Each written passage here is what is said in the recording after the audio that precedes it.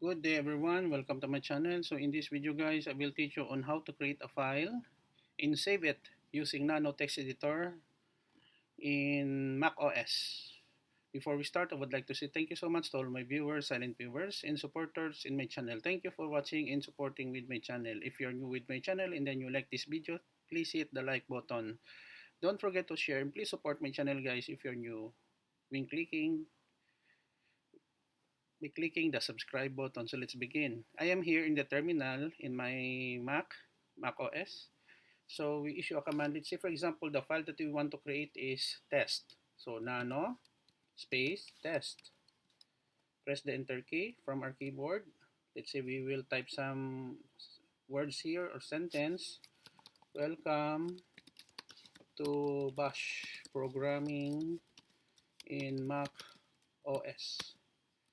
Thank you for using this program. Okay, so if we want to save our work, press Ctrl O, write out. Okay, it will display the file name test and then press the return key or enter key from our keyboard. It will automatically save. If we want to exit, Ctrl X. It will go back to our terminal. Using a cat or catenated command, we can display the content of our file test. Cat space test. Press the enter key from our keyboard. It will display the text that we have typed. Welcome to Bash programming in macOS. Thank you for using this program.